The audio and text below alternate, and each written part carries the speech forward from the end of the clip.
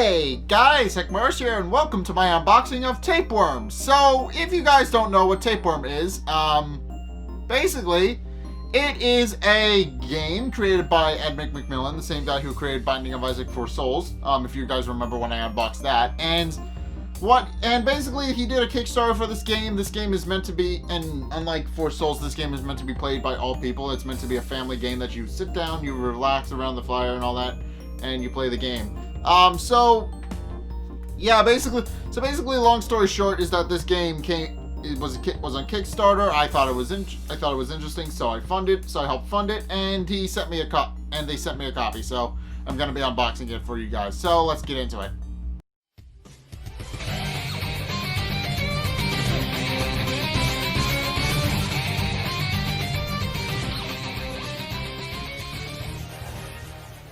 Okay, so real talk though, I kind of already unboxed it already, but prior to this recording. So, and the reason I did that was because I actually got a notice with my thing, as well as a little spaggy full of cards, basically telling me that that they screwed up and that they put duplicate cards into the game by accident, as well as the reference cards for the not safe for work version of this game. Basically this game, but with penises, is all you need to know. That's just the long and short of it. I mean, I don't think anybody, that's basically what it is. Just this game, but with penises. And also, before I actually open it up, I want to showcase that they actually added 4 Souls cards as part of the Kickstarter. So basically, if you funded the Kickstarter, you got special 4 Souls cards as a gift. That's basically what they got. So I got 2 cards in the mail with my game, as well as several others that are in the box itself, but I'll get to those in a minute. Okay, so basically I got foils for bloat here, which is basically just a bloat but with a rainbow foil on him. Not very interesting, but what I wanted to actually bring up is that I also got a card for Eden. And Eden is an interesting case because Eden is kind of different in how he works, in that in addition to being a foil card, he can also have a different hairstyle depending on the art. So for reference, this is the card that came with my 4 Souls base package, and this is the card that came with my Tapeworm Kickstarter. So this should be obvious. This should be obvious, other than the it's a subtle difference, but you'll notice that the hair is different for both of these. And it's actually an interesting idea, because on the one hand, because basically it means that everyone can make whatever Kickstarter he wants and then package 4 Souls cards with it. And Eden, in addition to being a foil card, which doesn't make a whole lot of sense because that's not the kind of game that 4 Souls is.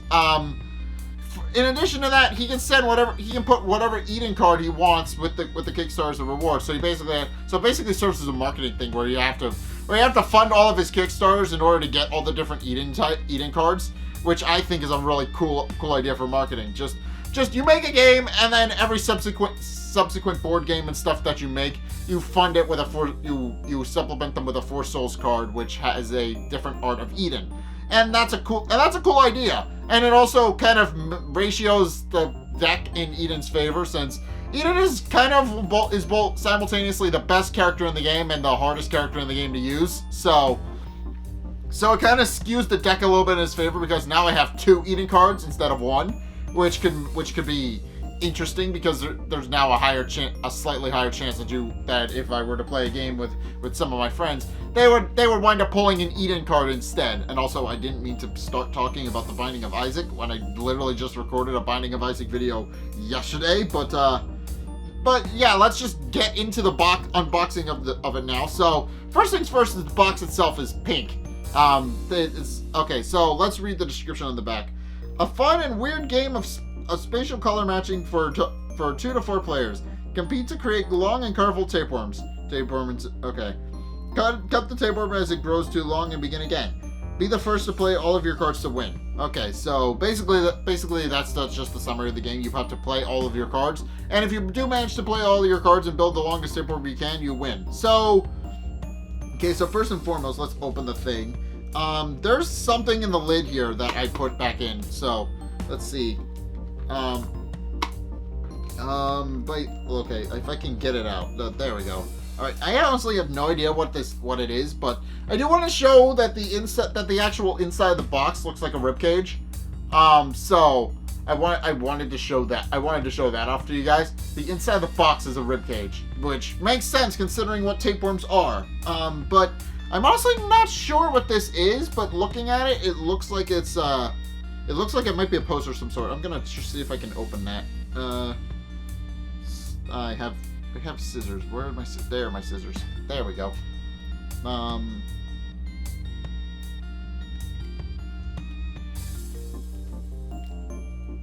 Basically, okay, so basically, okay, if I can get it open, okay, there, I ripped it. I gotten a good cut in it, which means I can rip it open now, hopefully. No, I cannot. Okay, I gotta cut it more.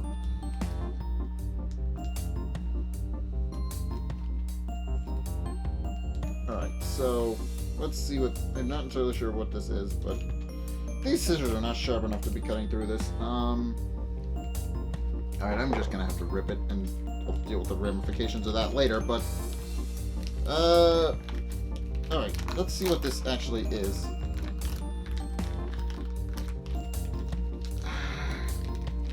I want to say it's a poster. I'm gonna be honest with you guys. I want to say it's a poster. Actually, unfolding it. Oh. Yeah, it's a yeah, it's a poster. Oh, it's a reversible poster. Okay, that's all right. Well, here's the front of the poster. Here's what it looks like on the front, and here's what it looks like on the back. I'm pretty sure that's Mega Satan's head, just infested with tapeworms. Just yeah. Okay, this game may not be as PG-13 as Edmund McMillen might think it is, because that is a creepy ass face on the back of his little poster thing that he made. So it may not be as eight and up as he thinks it is. So, but it actually kind of is, because that's just the poster. And also I got stickers for all of the main tapeworms, as well as a little tapeworm sticker itself. So here we have a sheet of stickers that I can go play with later. All right, and here's the instructions. So here's the instructions. This is how I'm supposed to play the game. So let's read up on these so I can actually figure out how to play the game. Again, it's also folded into the thing. I don't know where to. Oh, okay. There's advanced mechanics and rules on the back here. All right. So, okay. I'm not sure which one I'm supposed to start with. This is very confusing. I'm not entirely sure how this is supposed to be laid out in red, but I'll do my best. Okay, so Tapeworm Rules. Place the start tile down in the middle of the table between all players. If I can find it. No, I've buried it in a whole bunch of shit. Okay, here it is. Here it is. This is the start tile. This start tile here has all four colors. Actually, no, it only has three. The black tile is not part of this, apparently. So this is the start tile. There's three possible ways you can go. You can either start with the pink, white, and red, and then okay, I'm just gonna stop for a minute and show this off. If I can find it. If I can find it. No, that's a blank card. That's not what I want. It's also a blank card. That's also a blank card. I don't know what I'm doing. Why are they blank? Not sure why there are blank cards in this. All right, but okay, so I found it. Basically, what you want to do with this is you see the white card, and then I also have another white card here.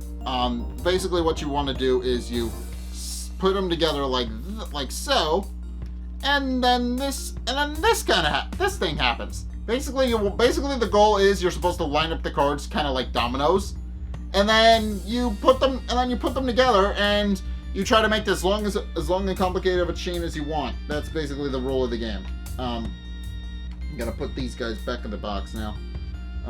But basically that's the idea. You take the cards, you place them on the card. You place them on other cards, and you try to make a long ass chain out of it. And let's see what else we got. Shuffle the deck and deal out 5 cards to each player. Okay, that makes sense. Players take turns clockwise. The player most resembles a worm goes first, or just randomize it. Yeah, that was a thing. That was a thing. Like you have to make a face that looks like a worm. That was a thing that they did in the original trailer. It's kind of stupid and weird, but that's kind of the whole point. But in any case, during each turn, the active player draws a card from the Tapeworm deck. Then plays a card from their hand and matches the color of any open segment on the table. If the card played doesn't end or change color, then that player may attach another card to the previous card and repeat this process until they place a card that ends the color sequence, or they run out of cards of that color to play. So basically, all right. So what does that mean?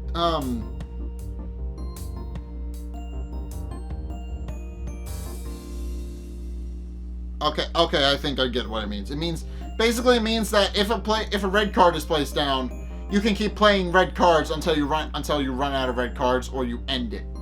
Like for example, if you find the head, if you have a head card, you can play that last, and then that will end the sequence. And that'll keep going. All right, player. For an example, player. Okay, and then there's also player 2 places a pink straight card to the left of the start sequence, and then a pink black curve card. Since the sequence ends, so does his turn. So basically, there are cards. So basically, what this is saying is, if I can find one, but if I can find it, I'm gonna try and do my best to find a card like that. But I don't know if there's any in here. Okay, here we go. Not what I want. Not what I want. Not what I want.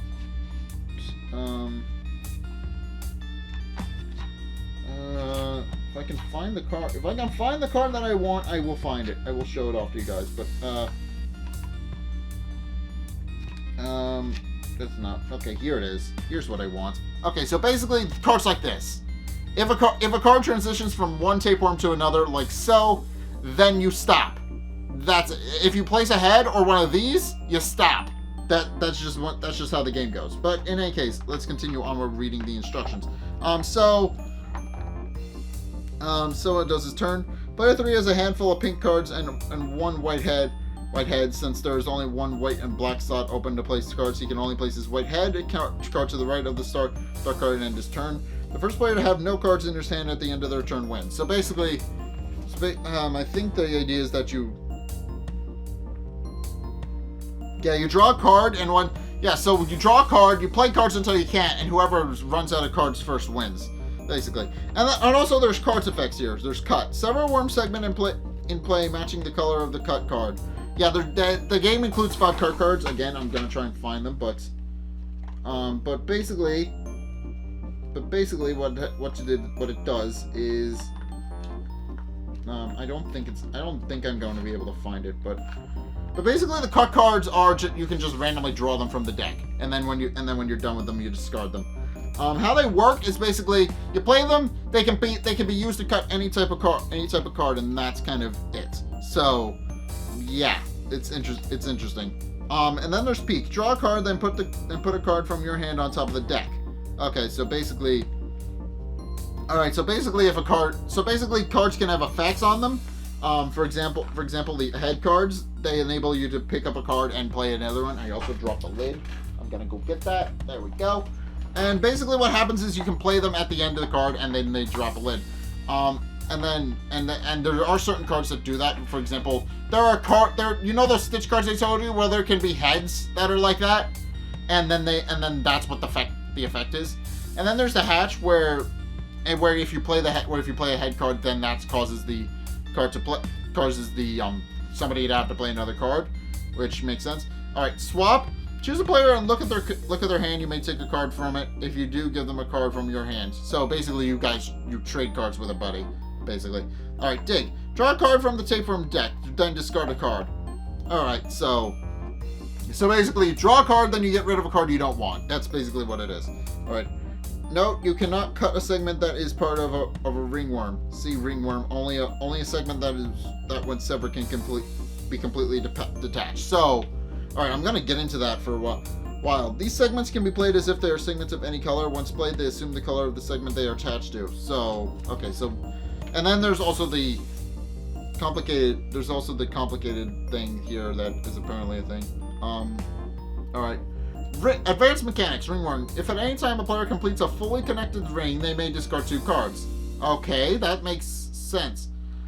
Right. Additional rules: you cannot place open ends of cards against other cards unless they connect correctly. The following pics show incorrectly placed card segments. Okay. So, okay, I guess that makes sense. So the card has to. In other words, to make the ringworm effect, you have to have a cards that create only the ringworm. They can only be a ring. So basically there can't be any outs. There can't be any other additional pieces that break the ring. That's basically what it is. Advanced mechanics and advanced rules. Ability cards. Ability cards can be added to the game once everyone has a good amount of experience with the game and are ready to add new and advanced gameplay to each session. When playing the ability cards, shuffle them together and deal out one card to each player without looking at the cards. Each player plays that ability face up and may use the bonus abilities given by said cards. Okie doke. And then there's an FAQ, and then there's credits on who actually made the game. Okay, so basically that's it. And then the reference card, and then here are the reference cards. Basically these are just shorthand cards that are just summaries of the instructions they enable you to play the game. I think I showed these off, but basically you play them, and then you can play whatever card you want off of them. So it's just interesting. But in any case, I also mentioned that I got another thing, and indeed I did. Hold on, let me get them out. But all right, so basically. Alright, so here's what. So okay, I'm dropping reference cards, but I can fix. That's easy to fix. Alright, I'm gonna put everything away since I don't think I'm gonna put these cards back in the box. I think I'm good. To do whatever now. So I'm just gonna set that off to the side. But I also got 4 Souls cards based on the ringworm on the Tapeworm game.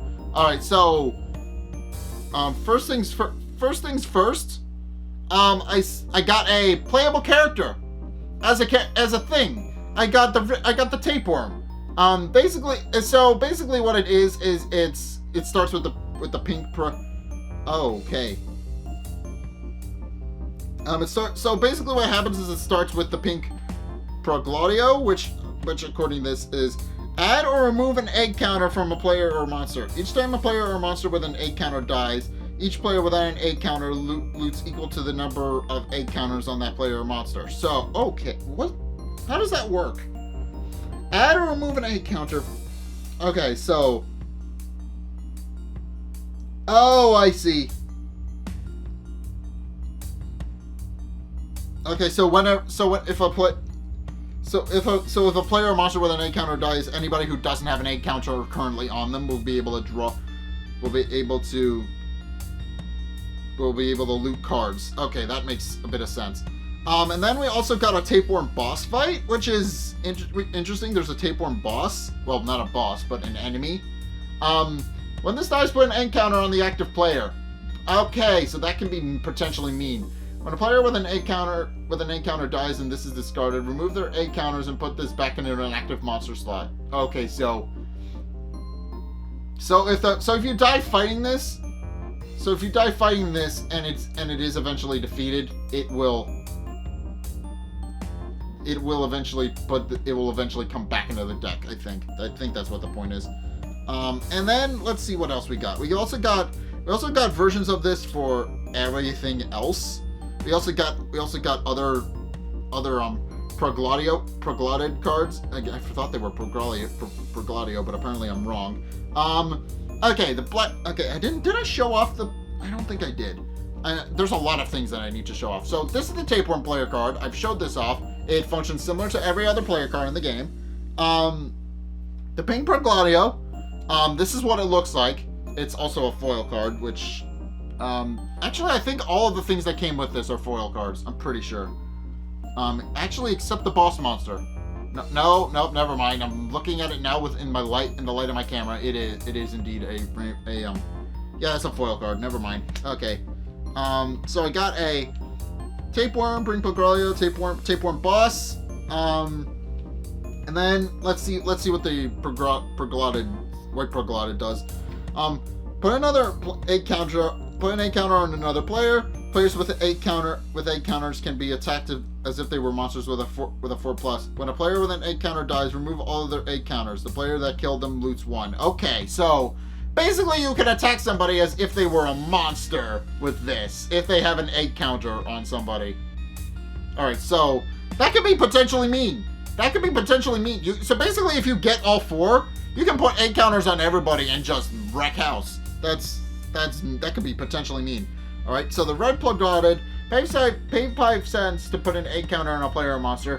Players and monsters with 8 counters gain +1 for each 8 counter on them. If that player or monster dies, remove all the 8 counters. Okay, so that can just potentially screw somebody over. So basically, that can either screw somebody over, like for example, playing an 8 counter on a card, on a boss monster, so that they die to it. That could potentially be mean. And then on top of it, you can basically use that to your advantage, so that you can more easily kill a monster. That could be fun to play with, actually. Now that I'm looking at it. And then there's a black plug-guarded. Alright, at the start or at end of your turn, you may put an 8 counter on a player or monster without an 8 counter. Alright, so according to this, you can only place 1 8 counter on a person at a time, which makes sense, I guess. I didn't show off the red. I didn't show off the red or whites, did I? Alright, here's the white. So here's the whites. Here's the white one. Again, it's a foil. I think they're all foils. Looking at it now, I think they're all foils. I'm gonna place these on my desk instead of my lap, because they're gonna slide all over the place. And where's the red one? No, I don't have the red one. Where's the... here's the red one. This is the red one. This is what it looks like. And finally, there's the black one. Alright, without an 8 counter on it. Each time player or monster with an 8 counter dies, remove their 8 counters. Each player without an 8 counter gains super for each 8 counter removed in this way. Okay, so basically all the proglotids are meant to sync to work together. You're supposed to, if you can get all 4, you can basically build an entire build around that. That could be potentially fun. You use the tapeworm character to get the starting one.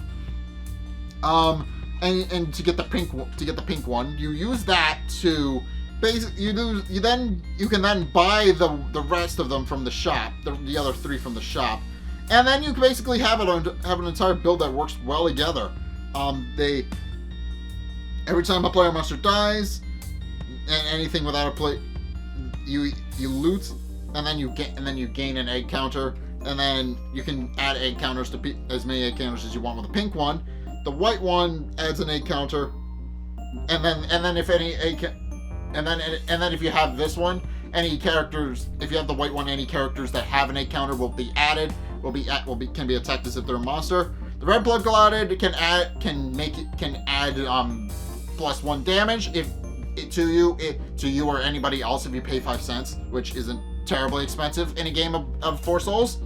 And then the black plug garroted, every time an 8 you can remove their 8 counter. You can remove 8 counters, and then any 8 counters removed will gain 2 cents. And then also the boss will inflict an 8 counter as well if you do kill it. So now I'm looking at it. If this thing inflicts an 8 counter on you, and then the person with an 8 counter dies, this will just keep coming back. That makes a bit more sense. And also, there's a trinket card that was added to as well, the rainbow tapeworm. All right, so start your turn. Roll 1 to 3, nothing. 4 to 6. This becomes a copy of a non-eternal item in play till the end of your turn. So okay, that could be potentially fun. You can basically steal a person's item for the rest of your turn if you roll a 4 to a 6. That could be potentially interesting. All right, well, that's the entire unboxing for Tapeworm. I'm definitely gonna be playing this. I'm definitely gonna be playing this with my family, since it's supposed to be 8 and up, and most of the people in my family are over 8 and up, so that works out well. And it's also travel sized. Look how small. Let's look at it. It's tiny and small, so you can easily carry it with you on a trip and just bring it with you, and you can play it wherever. That's fun. That's a nice little feature. That's a nice little touch. And then basically it comes with the instructions. It comes with reference cards, so everybody knows what the instructions are. And then I didn't show this off, but there are ability cards in here. I'll try and find one. I flipped one of these reference cards upside down, I think. But basically, Okay, so basically, this is the ability card. This one is for Greg, the red tapeworm. Each time you play a solid red straight or curved segment, you may dig 1. All right, so basically, I forget what dig does. Draw a card, then the start card. So basically if you have this ability, you can play it whenever you want, and that's gonna be fun. All right, but that's gonna do it for Tapeworm, I guess. That's it. So yeah, Tapeworm seems like it's gonna be an interesting game, and also I now have a bunch of cards that I can now add to my Four Souls base game, which are basically just going to make the game a lot more interesting, because now I have another playable character. I have a second Eden card, which is somewhere. Here he is. And basically I have a whole bunch of stuff related to Tapeworm that I can now add to my Four Souls game, which are going to add some interesting ideas to it. I don't believe you can get these unless you do the Kickstarter, though. I could be wrong about that, but I'm not entirely 100% sure. So we're gonna have to figure that out. I'm gonna have to figure that out. Somebody in the community is going to have to figure that out, and possibly Edmund will add them to like an expansion pack or something once he makes enough of these Kickstarters to actually warrant making a fully fledged expansion pack for all of the Kickstarter related things that he's made. So yeah, there's at least 1, 2, 3, 4, 5. There's 7 cards here already. So yeah, I'm not entirely sure how many cards are in the expansion pack. I haven't bought the expansion pack, and I should, because I do play this game regularly enough that I didn't feel like I warrant it. But so basically, Tapeworm is not only is a fun little game on its own, and oddly enough, the Binding of Isaac Four Souls kind of just took over this video because he added cards from that game. But basically, you can take Tapeworm with you. It's a travel-sized little game, and it's gonna be fun to play. I'm interested to see what my family's gonna think of it. I'm interested to see what my friends are gonna think of it, and I'm interested to see what you guys are gonna think of it if you decide to pick it up. So that's gonna do it for this unboxing. Thank you guys so much for watching. If you enjoyed, be sure to like, comment, and subscribe. Also, be sure to follow me on Facebook and on Twitter in the description below. And also, be sure to check out my Patreon in the description below as well. It's only a couple bucks a month. It really helps me out, and you guys get access to a bunch of cool perks down my way saying thanks. So be sure to check those out in the description below as well. Also, and in any case, thank you guys so much for watching, and also next time I will see you guys in the next video. Peace!